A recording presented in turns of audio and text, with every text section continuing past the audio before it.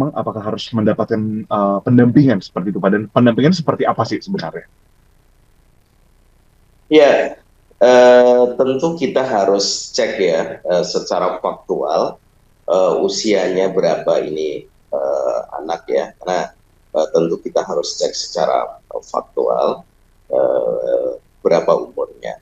Tapi secara prinsip, kalau memang masih usia anak, memang pada saat anak berkonflik dengan hukum, apalagi dia diduga melakukan tindak pidana, kira-kira begitu, maka tentu harus mendapatkan pendampingan hukum ya. Ini merupakan hak yang dilindungi oleh negara melalui undang-undang, baik Undang-Undang 35 2014 maupun Undang-Undang 11 2012 tentang sistem peradilan pidana.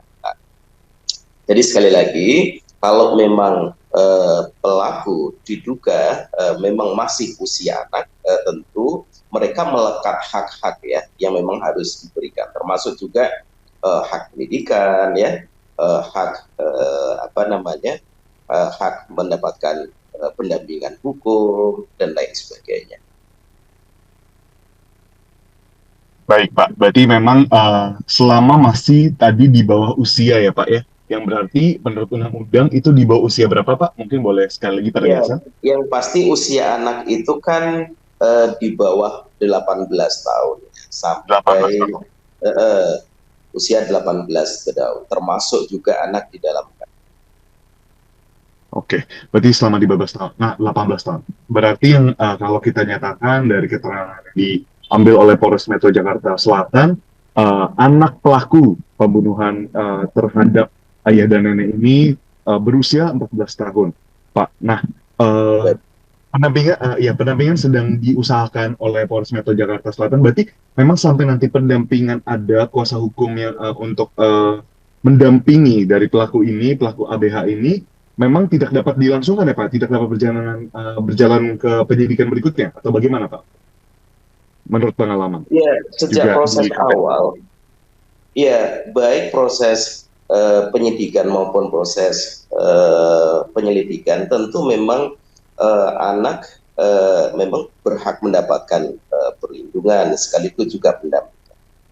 Biasanya memang para pegiat perlindungan anak, termasuk juga lembaga perlindungan anak yang concern pada hal ini, biasanya memang memberikan support. Sebut sajalah ada P2 TP2 DKI, biasanya memberikan support ya untuk melakukan pendampingan terhadap yang bersangkutan.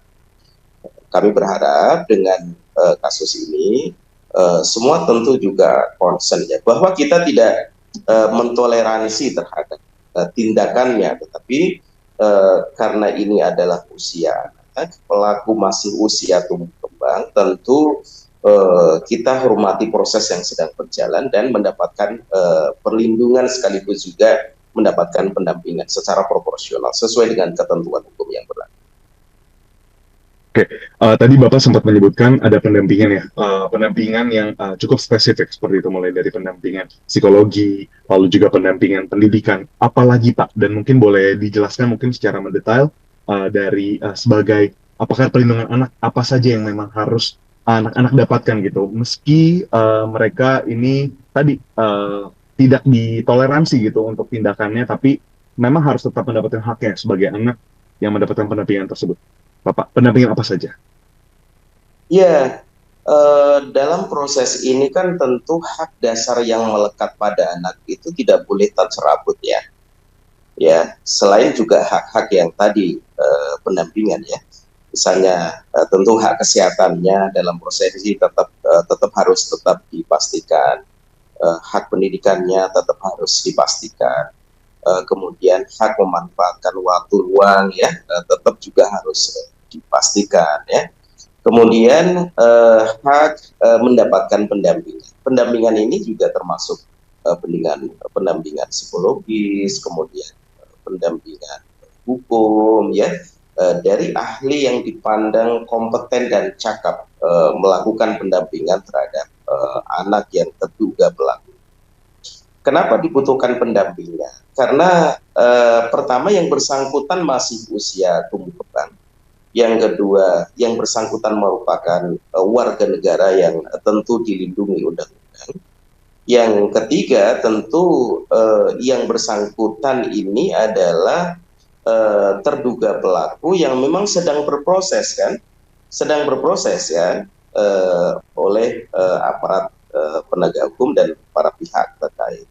Sehingga agar berjalan objektif, proporsional, kemudian yang bersangkutan juga tetap terlindungi hak-haknya, maka butuh instrumen tertentu ya, salah satunya adalah pendamping agar proses berjalan dengan baik, lancar, dan tentu sesuai dengan ketentuan.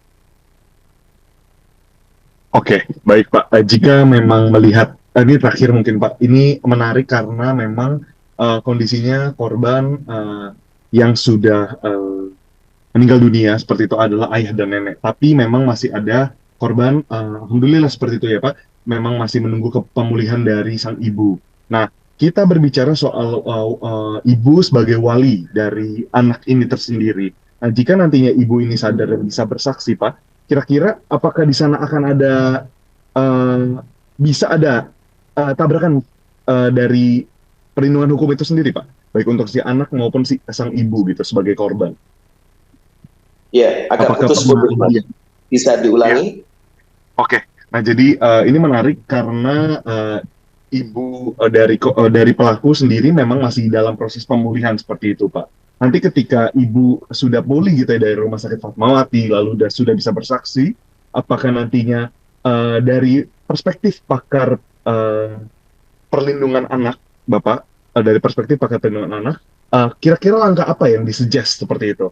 Apakah musyawarah? Apakah silakan jika ingin memasuki ke tahap hukum yang lebih lanjut, proses hukum yang lebih lanjut, atau seperti apa, Bapak, dari perspektif Pak Susanto? Ya, yang pertama tentu proses ini ya tetap saja berjalan sesuai dengan ketentuan yang berlaku ya. Kenapa? Karena ada Undang-Undang 35 2014 tentang perlindungan anak, kemudian ada Undang-Undang 11 2012 tentang sistem peradilan pidana anak. Kemudian ada ketentuan lain ya terkait dengan. Makanya saya kira semua pihak ya kita harus menghargai proses yang ada. Kita support kepolisian, ya, kita support kepolisian dan aparat penegak hukum lain agar proses ini berjalan secara baik, secara profesional, sesuai dengan ketentuan yang ada. Karena jangan sampai kemudian karena tekanan publik yang berlebihan, kemudian mengurangi semangat kita memastikan undang-undang itu dijalankan. Saya kira semua warga negara punya semangat yang sama ya, agar ketentuan hukum yang sudah berlaku di Indonesia itu dijalankan sebaik-baiknya, termasuk di dalam kasus. Jadi sekali lagi kita tunggu, kita bersabar, kita hargai proses yang ada, karena sejatinya di dalam proses itu polisi tentu akan terus mengembangkan ya siapa-siapa yang memungkinkan digali, jadikan saksi fakta, saksi pendukung, dan lain sebagainya. Itu saya kira sepenuhnya menjadi kewenangan aparat penegak hukum. Baik, Pak Susanto, terima kasih banyak atas waktunya. Di sini sudah bersedia untuk diwawancara Kompas TV. Sekian Pak, singkat saja Pak Oke. Susanto sebagai pakar perlindungan anak. Seperti itu ya Pak ya. Baik, siap. Terima kasih banyak Bapak.